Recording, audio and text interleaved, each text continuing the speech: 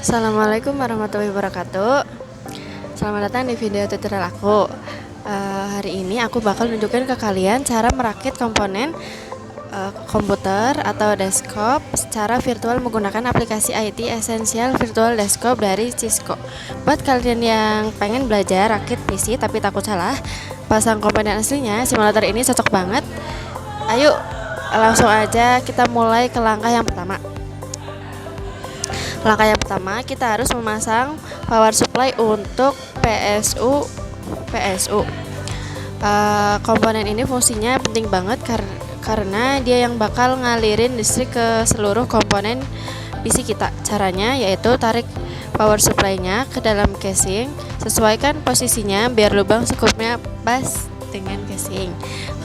Kalau udah pas, pasang skrupnya atau power supply-nya di keempat sudut biar PSU-nya nggak goyang. Terus rakit komponen motherboard. Pindah ke tab motherboard di simulator. Sekarang kita masuk bagian otak dan papan sirkuit utama, yaitu motherboard. Sebelum motherboardnya dimasukin ke dalam ini, kita pasang dulu komponen-komponen kecilnya di luar ya. Pertama, kita pasang RAM, random access memory. Pertama, masukkan RAM 1 ke slotnya. Pastikan di bawah RAM-nya harus pas dengan slot. Kalau udah masuk, jangan lupa klik pengunci di kanan dan kirinya sampai bunyi klik. Sekarang lakukan hal yang sama untuk RAM 2 di slot sebelahnya.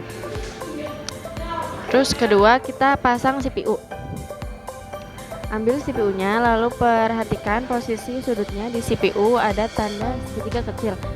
Samakan posisinya dengan yang ada di slot motherboard.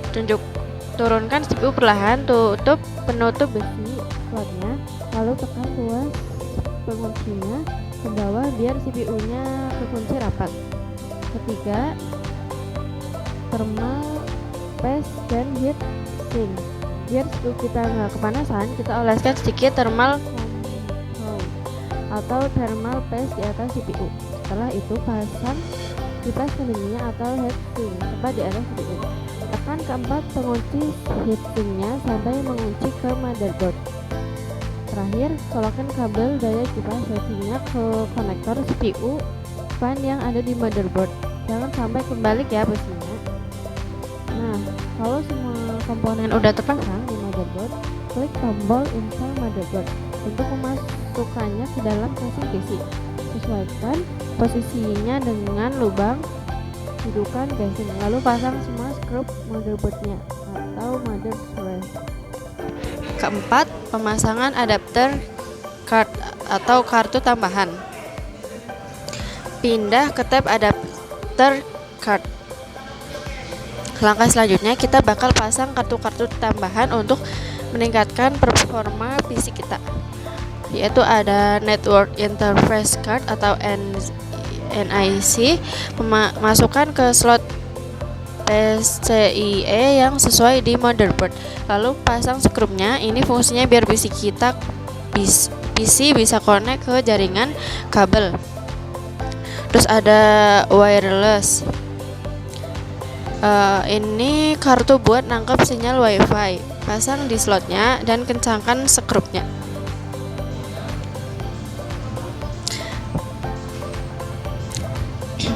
Terus video adapter atau VGA card atau graphic card. Ini komponen paling penting buat yang suka ngegame atau editing. Masukkan VGA card ke slot PCI Express X16, lalu kunci dengan skrupnya biar kokoh. Terus kelima, pemasangan internal di drivers atau penyimpanan. Pindah ke tab internal drivers. Selanjutnya, mari kita pasang komponen untuk menyimpan data-data kita. Hard disk drive atau HDD. Masukkan HDD ke dalam kompartemen drive atau drive bay bagian dalam casing. Dorong sampai pas, lalu pasang skrup HDD di kedua sisi kanan dan kiri casing biar nggak getar. Keenam, pemasangan drivers di bagian luar atau external base. Pindah tab drivers in external base. Sekarang kita pasang drive yang bisa diakses dari luar casing. optical drive atau CD atau DVD. Masukkan drive ini dari arah depan casing ke slot bagian atas, dorong ke dalam, lalu pasang skrupnya di kedua sisi. Terus ada floppy drive, walau sekarang udah jarang dipakai, di simulator ini kita tetap pasang ya. Masukkan juga dari arah depan di bawah slot DVD tadi, lalu kencangkan skrupnya. 7. Pemasangan kabel internal atau internal cables. Pindah ke tab internal cables. Ini bagian yang butuh ketelitian, yaitu mencolokkan semua kabel-kabel internal. Kita mulai dari kabel daya dari power supply ke motherboard dulu ya. Colok kabel 24 pin ATX power ke slot utama di motherboard. Ini sumber listrik utama motherboard. Colok kabel 4 pin auxiliary power dekat CPU untuk daya tambahan prosesor.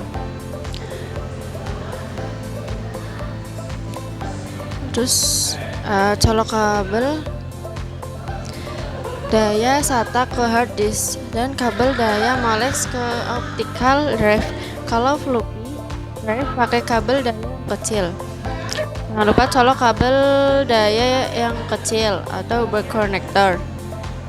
Terus jangan lupa colok kabel kipas casing ke motherboard. Sekarang kita pasang kabel data, bukan dari motherboard ke optical drive. Terus floppy cable hubungkan dari motherboard ke floppy drive. Ada SATA cable hubungkan dari port SATA di motherboard ke hard disk. Kita pastikan bentuk L pada ujung kabelnya pas ya. Nah, yang kedelapan penutupan casing dari kabel luar atau external cables. Pindah ke tab external cables. Komponen dalam udah rapi semua. Sekarang saatnya kita tutup casingnya. Pasang penutup casing kanan dan kiri atau case panas. Lalu amankan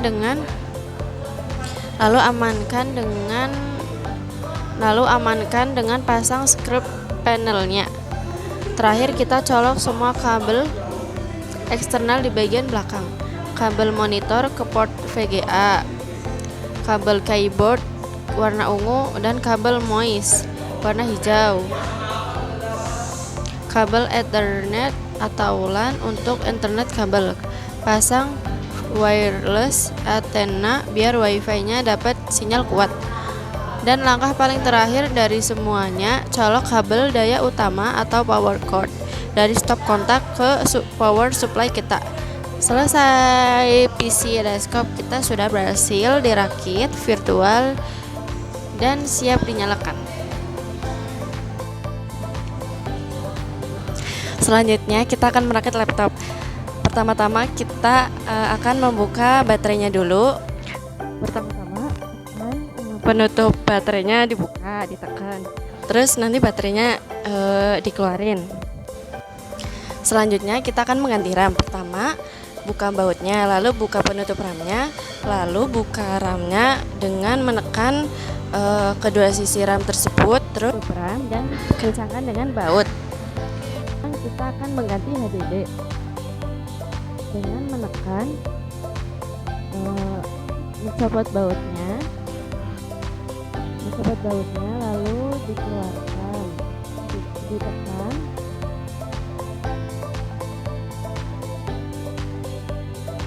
sampai keluar. Lalu copot HDD panel screw, lalu keluarkan HDD dari tempatnya. Kembali HDD ke tempatnya dan kencangkan menggunakan baut. Lalu masukkan HDD ke tempatnya dan pasang bautnya. Setelah itu pasang kembali baterai dan tutup kembali kuncinya. Sekarang kita akan mengeluarkan PC card dengan menekan tombol biru. Setelah keluar, pasang kembali PC card ke tempatnya dengan membalik-balikan hingga sempurna lalu dimasukkan. Sekarang kita akan mengganti optical drive dengan membuka kuncinya. Setelah itu masukkan kembali, lalu ditekan hingga terkunci rapat. Selanjutnya pasangkan bagian pada tempatnya. Selanjutnya kita masuk bagian kabel eksternal dengan pertama mencopot kabel daya, lalu selanjutnya kita akan memasangkan kabel Ethernet, monitor, USB, keyboard, dan mouse. Setelah semua terpasang, laptop siap digunakan. Terima kasih. Wassalamualaikum warahmatullahi wabarakatuh.